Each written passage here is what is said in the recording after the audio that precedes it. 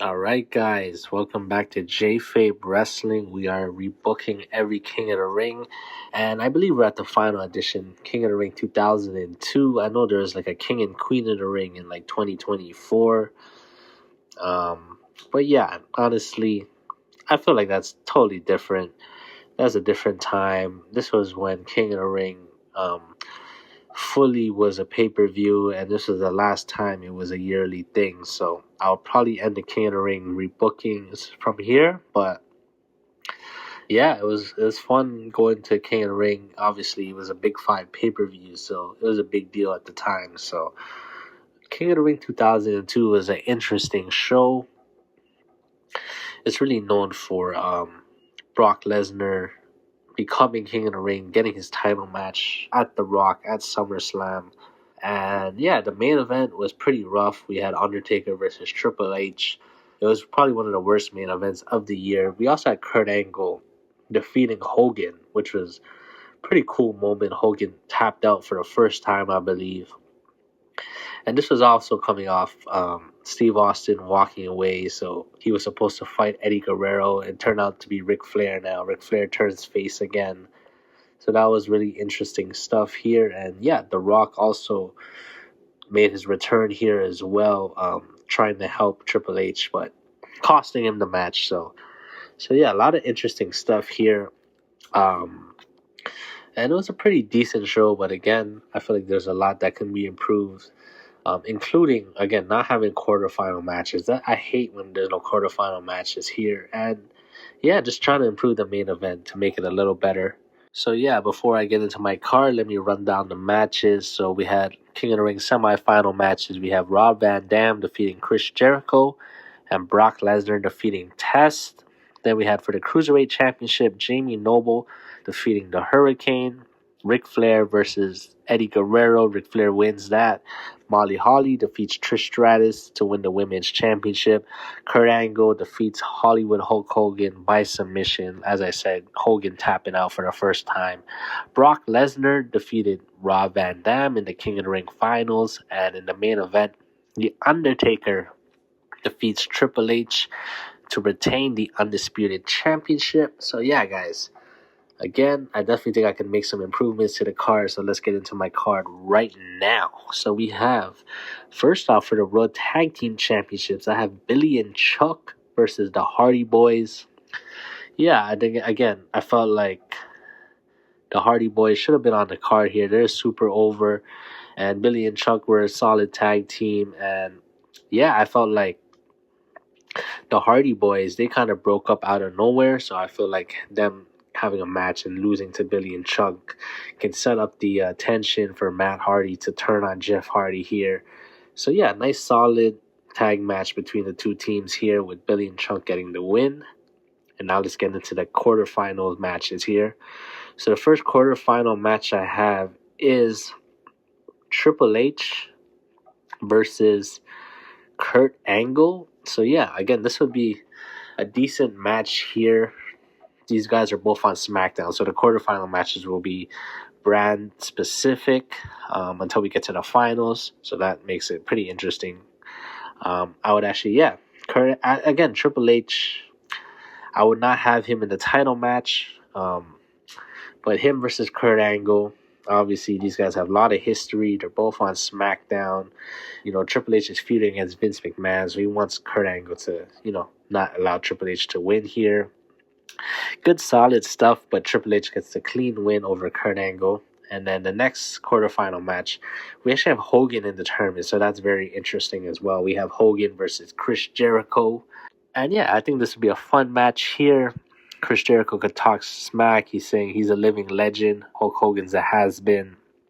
And Hogan says he wants to, again, become King of the Ring. This is something he never did in his career. So yeah, really cool stuff here. And Hogan can get the win, clean win over Chris Jericho. And the next quarterfinal match, we have Booker T versus Brock Lesnar. On the build for this match, we can have Brock Lesnar beat the crap out of Goldust. And Booker T, obviously Goldust is his boy, so he says he's going to take Brock Lesnar out at King of the Ring. Unfortunately, Brock Lesnar's too much for Booker T here. He overpowers Booker T, and Brock Lesnar gets the clean victory to advance. And in the final quarterfinal match, we have Rob Van Dam versus Eddie Guerrero. Yeah, these guys obviously feuded towards the IC Championship here. Kind of be like the rubber match here, where RVD can finally get the monkey off his back and defeat Eddie Guerrero to advance. And yeah, obviously, this is the bout of the frog splashes here. Eddie could say that, RVD copied his move. He wants to be just like Eddie, and RVD could say Eddie's just mad because he does it better and that he's more popular. And yeah, again, these guys have great chemistry here, and RVD would advance. And then we have a street fight. I would have Ric Flair versus The Big Show. So yeah, Ric Flair, obviously he was feuding with Austin, but because Austin left, I would have him turn face again, and and the NWO won't be happy about that. So the NWO would again attack Ric Flair. So this sets up a street fight. Vince McMahon makes the match here. If Ric Flair loses, he loses ownership of Raw. And yeah, this makes sense because Ric Flair, he lost his ownership anyways, so it makes sense to kind of establish the Big Show here, still representing the NWO at the time, which is hilarious. And yeah, Big Show could get the win here. We can have the NWO, Vince McMahon interfere, cost Ric Flair the match. Big Show can chokeslam Ric Flair through the announce table, get the 1, 2, 3, and yeah, establishes a few things here. Big Show looks strong. Obviously, he was going to be in, a couple title matches down the line. And it makes sense for Ric Flair to, step out of being GM since he is a face, and it allows, Vince to, again, hire Eric Bischoff, which did happen. So, yep. And now we're into the semifinal matches. I have Rob Van Dam versus Brock Lesnar. So, yeah, the build here is obviously Heyman says he used to be a RVD guy, but, he's passed on, and Brock Lesnar is a new guy, and RVD can talk smack, telling Brock to not trust Paul Heyman because he's a snake, he's a scumbag. So yeah, good feud here, and I would actually have Brock get the clean win. RVD could hit the 5-star frog splash, 1, 2 kick out, and then he goes for another one, but Brock catches him and then turns it into an F5, 1, 2, 3. Brock advances to the finals. And in the last semifinal match, we have Triple H versus Hogan, the rematch from Backlash. And yeah, Triple H could talk about how he lost in Backlash and he needs to avenge his loss. And Hulk Hogan, again, he's talking about he wants to become King of the Ring for the first time. So, yeah, I think it would be a really good match. I really want Hogan to win so he could fight Brock, but I think realistically Triple H wouldn't lose to Hogan twice here. And, yeah, I would actually have Triple H win with help from maybe like Kevin Nash or Shawn Michaels. Even though Triple H didn't want help from the NWO, they can actually cost Hogan the match here. So Hogan still looks strong. And this leads to the King of the Ring finals, a match we never actually got on pay-per-view until 10 years later. Triple H versus Brock Lesnar. And yeah, again, good match here. Triple H can go for the pedigree. Brock can reverse it to an F5. Clean win here. No BS. Brock Lesnar is the new King of the Ring. And yeah, I feel like this will really establish Brock Lesnar. Just going from, he fought Booker T, RVD, and then Triple H in the finals here. And then we're at the main event. I have The Undertaker versus The Rock. So if The Rock he's already returned on this show, so they could just announce that The Rock is returning to King of the Ring and he's the new number 1 contender. So Undertaker could talk smack about The Rock and say he's like all Hollywood and all that stuff, and that he can't touch the American badass. And The Rock can cut a couple of vignettes on The Undertaker, obviously mocking The Undertaker. The Rock has a lot of great insults on The Undertaker in the previous year, so definitely run that back. And yeah, The Rock can say that The Undertaker's he's a champion because The Rock is not there, but The Rock will be back at King of the Ring and he'll get with the Undisputed Championship if you smell what The Rock is cooking. So yeah, again, good stuff here, and The Rock will get the clean win here because we're setting up Brock versus The Rock. Nice dynamic here. Undertaker as the heel, Rock as the face. I know they fought at King of the Ring 1999, but this is a little different. Undertaker, he is a little more better in the ring at this time. The Rock, great athlete again at this time as well. So, Yeah, I think it'll be a really good main event here. I know people say that they didn't have the great chemistry, but I think 2002. I mean, No Way Out. Their match at No Way Out was all right. But I think this would be better because Undertaker's character is definitely much more hotter at this time, and the fans were definitely looking forward to seeing The Rock again. So yeah, guys, that is my card. Let me know what you guys think.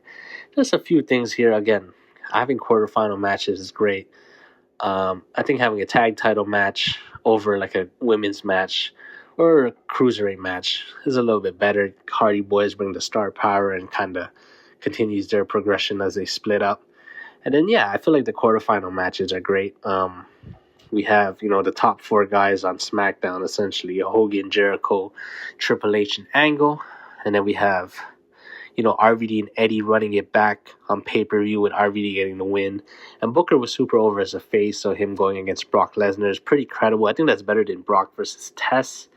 And then we still get Brock versus RVD, but in the semifinals, and then Triple H and Hogan, they can run it back again. Triple H can get his win back there. And then in the finals, Brock really earns it against the game Triple H. And yeah, this can set up a heel turn as well, because he couldn't get the job done against Brock, and then he wants to team up with Shawn, but then he doesn't. So yeah, this definitely could lead to a Triple H heel turn down the line, just because he's frustrated. Brock beat him clean here, and then yeah, in the main event, instead of The Rock winning it at Vengeance, I'd have him defeat the Undertaker here, so it gives him a nice title reign going into SummerSlam. So yeah, guys, that is my card. Let me know what you guys think. Let me run down the card for you guys right now. So we have for the World Tag Team Championship, Billy and Chuck versus the Hardy Boys. And the King of the Ring quarterfinal matches.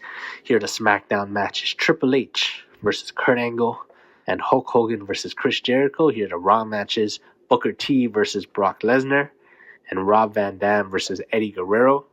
And then we have a street fight: Ric Flair versus The Big Show. If Ric Flair loses, he loses ownership of Raw.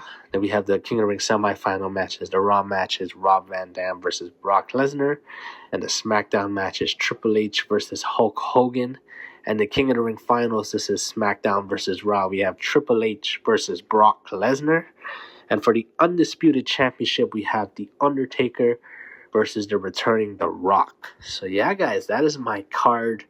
Let me know what you guys think. This was fun. Again, rebooking all the King of the Rings, because King of the Ring at this time was a big deal. Like I said, I know there was another King of the Ring. I think 2025, King of the Ring, King and Queen of the Ring. But I feel like I won't rebook that one just because it's not part of the lineage of these ones. I feel like it's been so long, so it'd be a little weird just to rebook that one. And also, I wasn't really paying much attention at the time, so I gotta do a little bit more research.